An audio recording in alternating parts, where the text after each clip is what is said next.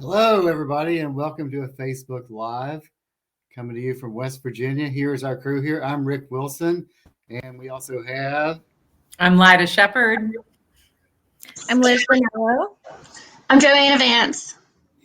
And if you heard any of the opening songs, Under Pressure is our theme song lately in West Virginia, although Lida always wants to make a point. Lida, do you want to clarify things just a little bit? Yeah, we just need to make it clear that it is totally different from Vanilla Ice, Ice Ice Baby. The bass line is a different thing.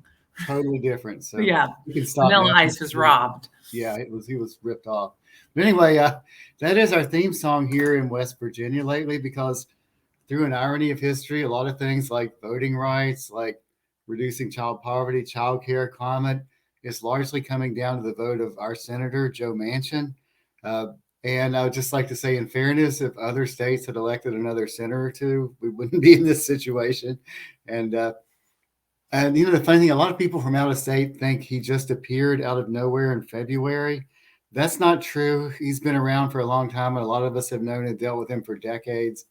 And I'm just going to say, the situation in West Virginia right now, we're trying to get right now the best possible reconciliation package through. And it's the kind of thing where we could do everything right and it could all blow up. It's the kind of thing where the analogy I use is like imagine like an unexploded bomb in your neighborhood, and we're trying to defuse it just to get things through while other people are throwing rocks at it, which kind of is my summary of this. And so we've worked on a lot of different ways: meetings, actions, press, social media. But one thing we're going to highlight today is like, this is a concrete case study of the use of stories in this. And I want to kick it over to Liz and JoAnna for this part of the program. Thanks, Rick. And I think Bo is going to be able to pull up some of these stories we can share. So one super important piece of this legislation is, of course, the child tax credit. So JoAnna and our comrade Amy Jo Hutchison, I always add an N, with Rattle the Windows on Facebook. We are teaming up in a big group to try to continue to gather as well as share stories from people in West Virginia who have, shared how they've used their child tax credit in so many different ways to better their family, to become more economically mobile, for some families truly to like start moving out of poverty. The child tax credit has been life-changing. It's making a huge difference for people here in West Virginia, as well as, of course, across the country. And I want to hand it over to JoAnna just to share a little bit about what it's been like to gather these stories. Thanks, Liz. So I've been working for the past several months gathering stories for the child tax credit. And, you know, it's something, the impact of telling our stories, right? It doesn't just tell our own stories. It builds community and it builds connection, because it puts a real face with, you know, real issues that more than just one person are dealing with.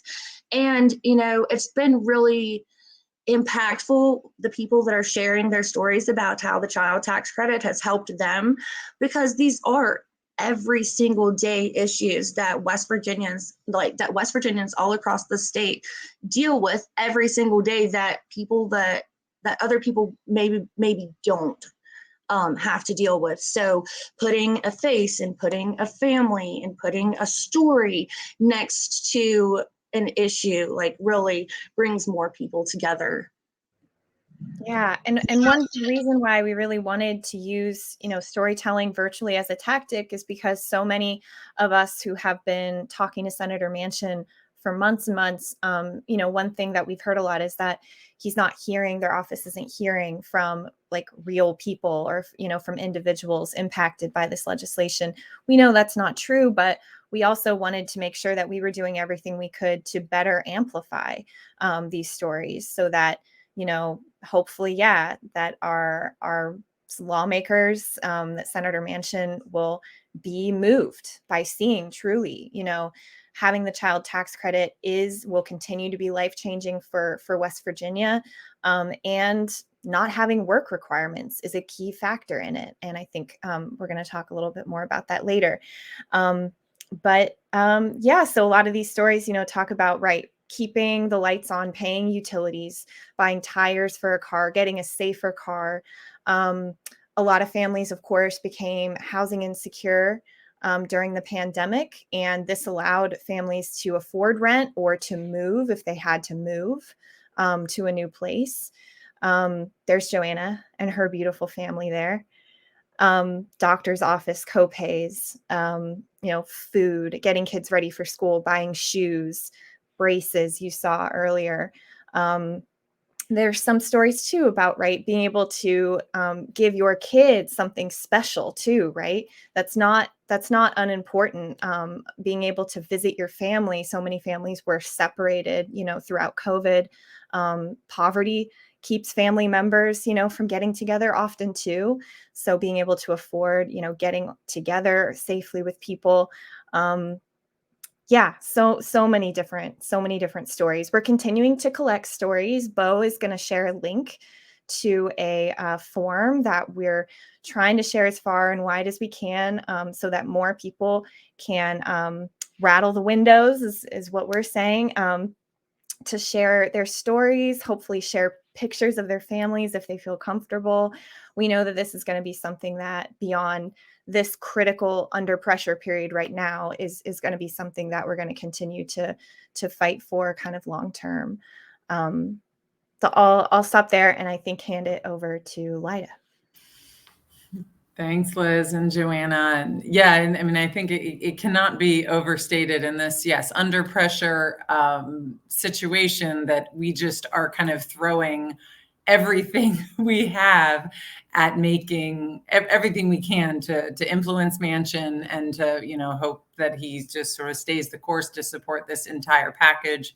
Like Liz said, supports the child tax credit without work requirements, and that these stories are incredibly important, and that there's lots of different ways that we can share those stories. There's a video that actually JoAnna created that features her family and really gets into. I think Bo can share that in the chat.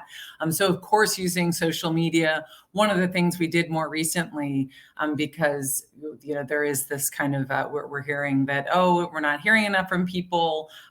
So we did what we felt was a very kind of Appalachian thing of actually delivering a quilt to Senator Manchin's office earlier this week, featuring, all over the quilt, some of the stories and the faces of the people who have benefited thus far from the child tax credit, as well as some testimony of what paid leave would mean, and really hoping that paid leave is something that also makes it in there. So, really just emphasizing on how we can amplify these stories, both directly to Senator Manchin, through social media, through traditional media, and just echoing them out in any and all ways that we can. And JoAnna, I wasn't sure if you wanted to say a little bit about the paid leave piece of the reconciliation package. Yeah, so I think that there's a link up. I went to Washington 2 weeks ago, and we were fighting for paid leave in the reconciliation package. And I shared, well, it's actually my husband's story, but it's our whole family's story. In 2017, he was working in the coal mines, and he was also battling with substance use disorder.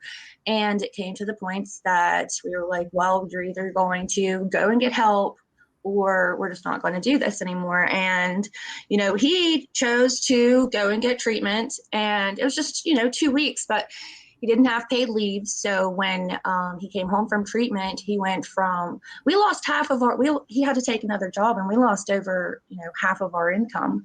And, now here we are 4.5 years later, and we're just now finally, like, our finances are leveling out, and we're getting back on our feet and, stable. And stability is so important in recovery, and even just being parents, but like 2 weeks of paid leave altered our whole entire course of life. I mean, him getting treatment and being in recovery, yes, that altered our life completely. But having paid leave would have helped us so much, and it wouldn't have like, he could have went right back to work instead of, you know, us just now 4.5 years later finally getting leveled out to where, you know, we would have been if it had just been 2 weeks of paid leave. And it's really important to share those stories. It's important to talk about those things, and people might be scared to talk about them because they're worried about what other people are going to say. But I tell you what, the people that are listening to your stories and hearing your stories, they are hearing you. And then there are other people that you don't even know that are hearing your stories that are being impacted by the same things, that are scared to share their story. But when they hear your story, then it helps them knowing that they're not alone and they can share their story, and they're going like, we're all in this together. And if we don't share our stories, then we're not even going to realize that we're all going through, you know, a lot of the same things. So again, in this thing, it takes a mix of both stories, but we also try to have data and research to back it up too, and just working it from every angle. And we are all convinced here that no fight we've been involved in before, or probably ever will be involved in again, is going to be as important as the things we're working on right now with child tax credit, reconciliation, climate, voting rights, which are all hitting the ground right here in West Virginia. But there are things that people in other places can do, especially if you have friendly senators.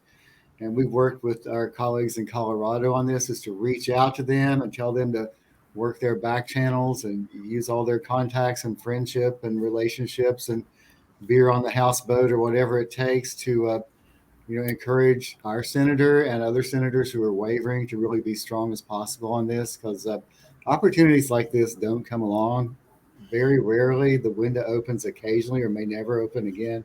So it really is a big deal. That's why we're under pressure. And we're open to any questions that anybody might have.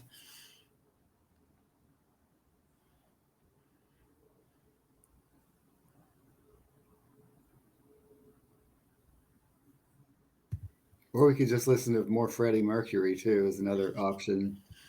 Yeah, I think Bo put it this way, like the combination of Freddie Mercury and David Bowie, it's just like, it's too powerful. It's like chocolate and peanut butter. I think he compared it to. I don't know. I might be Team Vanilla Ice. I'm just kidding. There's no way. But they're different. Yes. Totally.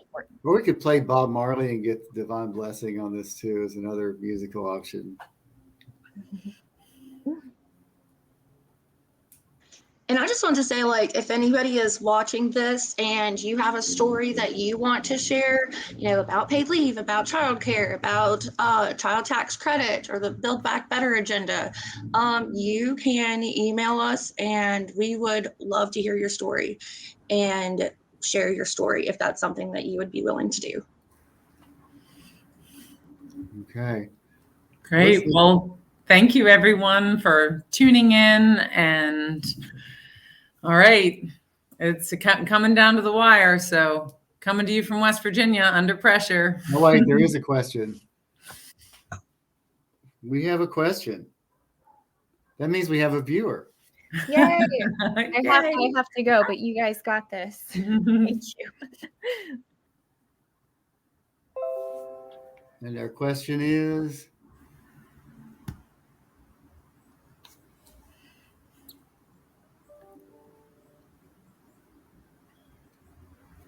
I'm not seeing a question. Wait, let me see. It says, is the Build Back Better plan the way to extend the child tax credit? It's the only way.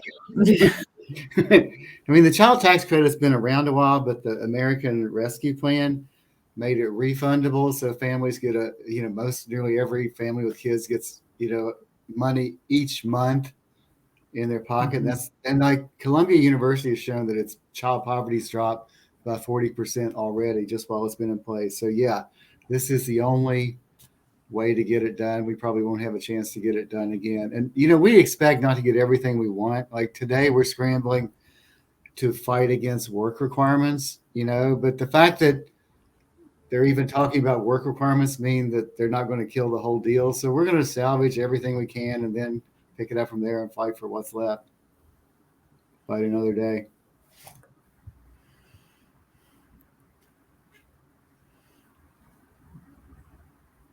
All right. Well, thanks again for tuning in, and we'll see you next time.